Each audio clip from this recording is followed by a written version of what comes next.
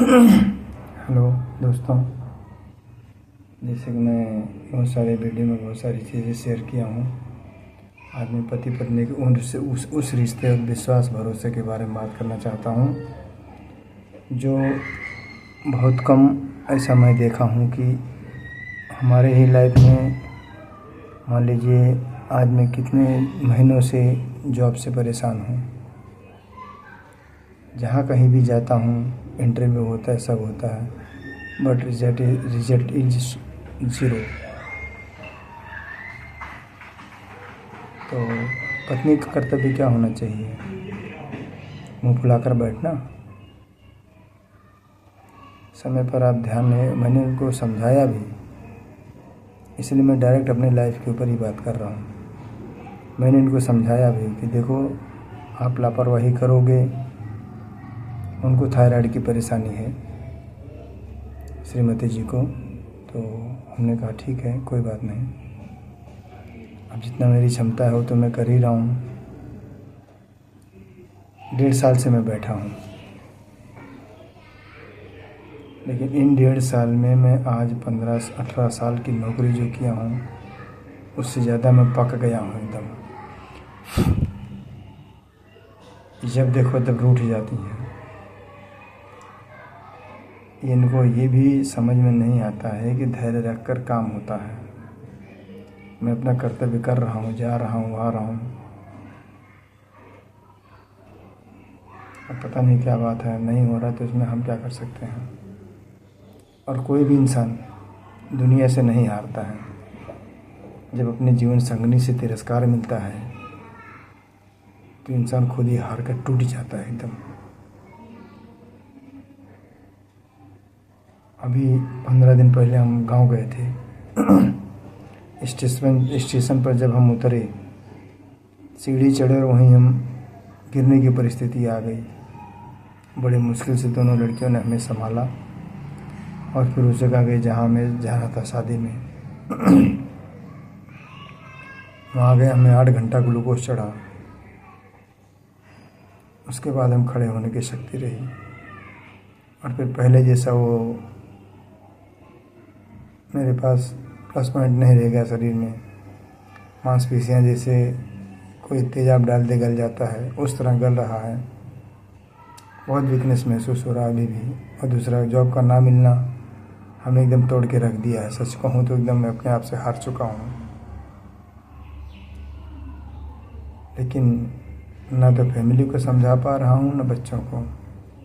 बड़ा लड़का हमारा बोलता है, माँ पापा का कुछ मत बोलो।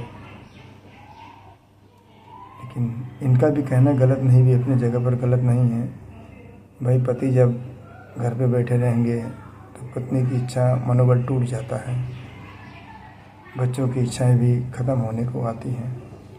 लेकिन अब क्या करूं, कोई दूसरा काम सीखा नहीं। गाड़ी चलाने का काम सीखा हूं, और ट्रेन में इतनी भीड़ की वजह से बोरवली को उधर जाने की हिम्मत नहीं होती।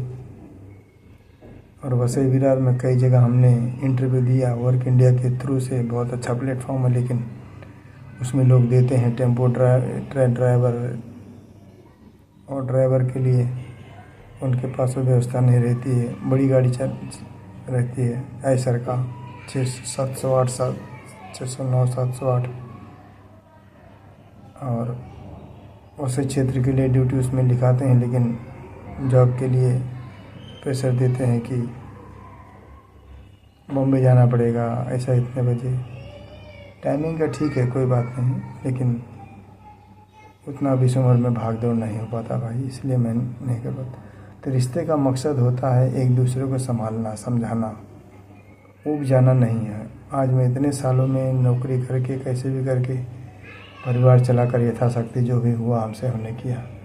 आज हम इतने साल से बैठे हैं, तो मतलब हम बेकार हो गए।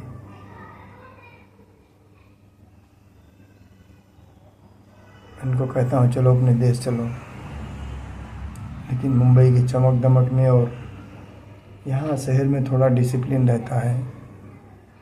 लड़का भी जॉब पर है, लेकिन इतना कुछ नहीं है। ठीक है, चल रहा है काम।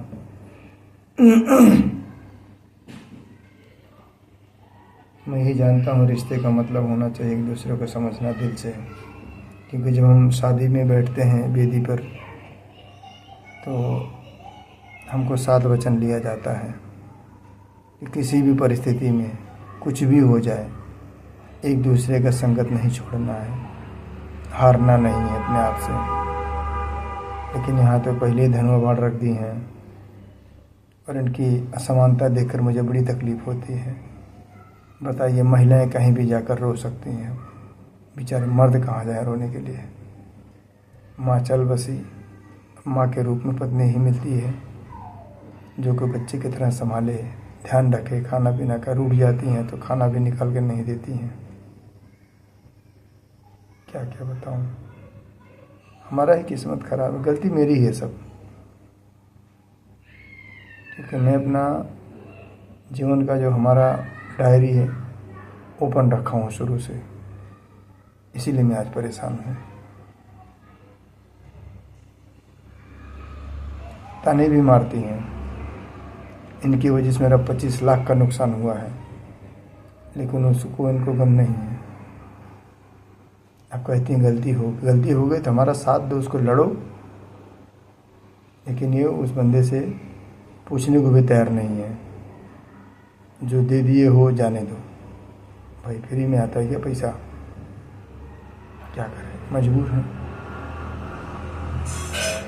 टूट गया हूँ एकदम मैं। देखिए कब लगता है जॉब। जय माता दी।